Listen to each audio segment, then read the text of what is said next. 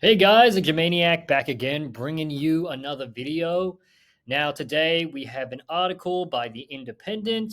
As you can see, I've just copied and pasted it to a Google Doc. I don't know what was going on. It wouldn't let me record my face for some reason. A bit weird.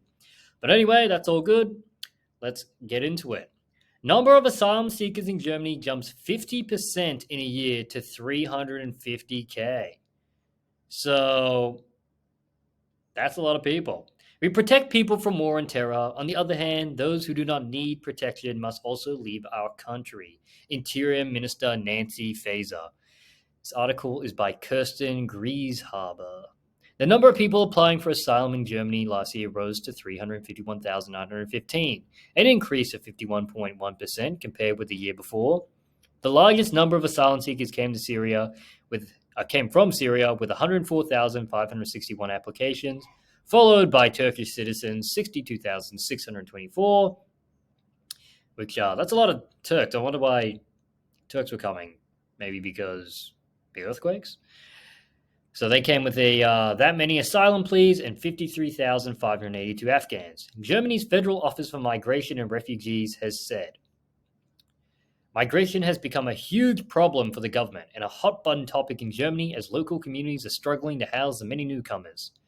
The Chancellor, Scholz, who faces enormous pressure from the opposition and elsewhere to halt the trend, has said that too many are coming.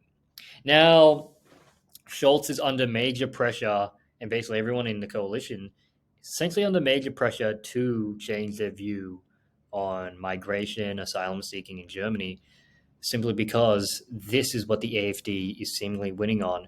They're presenting themselves as like the champions of the working class, how the AfD would want to present themselves. If I was a part of the AfD, how would you want to present it?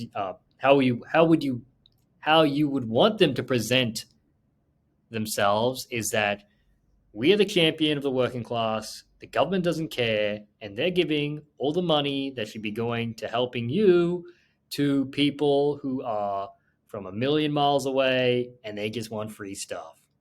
That's how you would sell it, being within the AfD. And people are buying it too. Whether it's right or wrong, who's to say? What is more important is that because this idea is out there, the AfD is able to take advantage of it and basically pull the center and even the left, well, maybe not the left, but definitely the center closer to them than the left pulling the center closer to them. So they're winning. They're essentially winning the battle for the country. So the center has to do something. Late last year, Scholz and the 16 state governors agreed on new and stricter measures. There we go.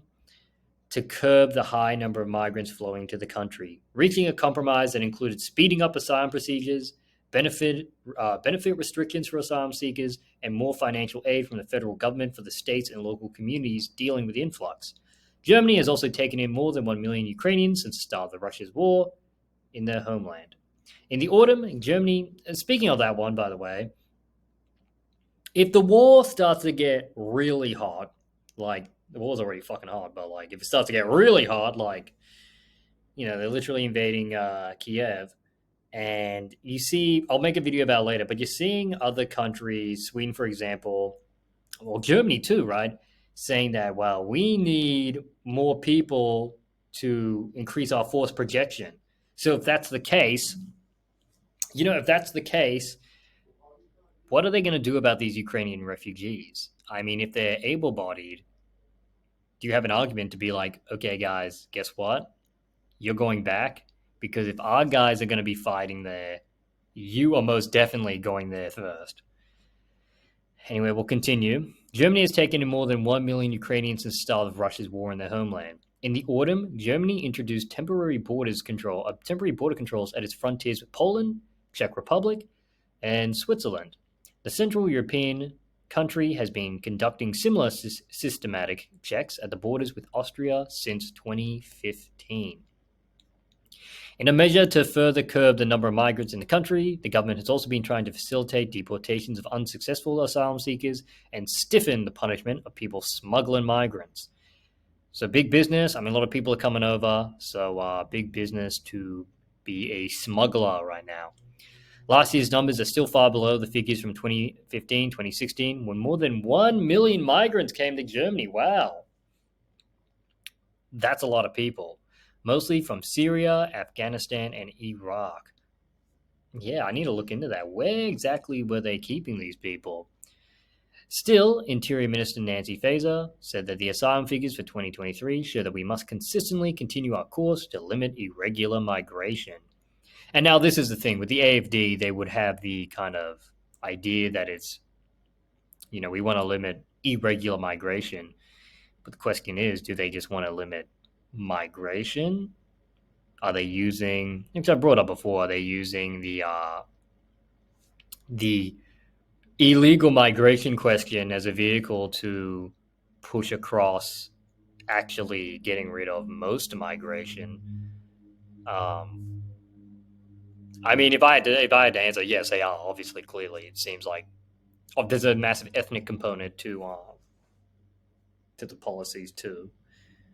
But we'll continue. Still, Interior Minister Nancy Faeser said that the asylum figures 2023 show that we must consistently continue our course to limit irregular migration. Did I read that? We protect people from war and terror, she added. On the other hand, those who do not need protection must also leave the country. So the AFD is winning in pushing the Overton window over to their side. For those who don't know what the Overton window is, it is the window for what people see as regular politics.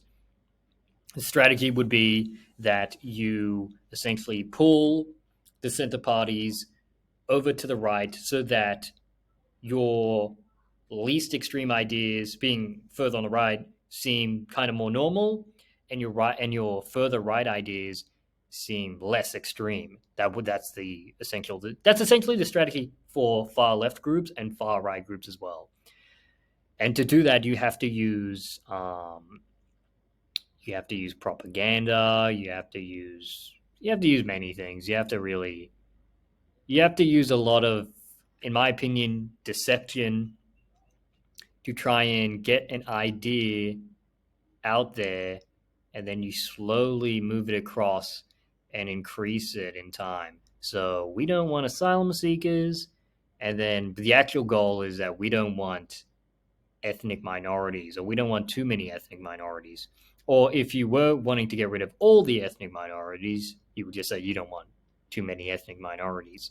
But then that's kind of how we get into that slippery slope kind of mindset where both sides use this to a degree where they say, oh, well, next minute we have socialism, or next minute we're paying 10% tax, and, next minute that we're a communist country. That's kind of the rhetoric the right would use to the left, and the left to the right would be like, oh, first you want to take in no refugees, next minute you want to kill them all. That's kind of how those both sides would operate. But interesting article. I didn't know it was 1 million people in 2015, 2016. I knew it was a lot. But even that 50% jump, I wonder what's causing that. Perhaps it is things are heating up in the Middle East. I want to also make a video about like what asylum seekers actually get in terms of government benefits, and that versus how much they'd be able to make in their own country, because that's a really interesting question. If asylum seekers are getting like 500 euros a month versus how much would they be able to make in their home countries? I might explore that later. But if you like the video, give it a like, subscribe. I got more of these coming, more German news in English, if you will. And I'll see you all later. Thanks for watching.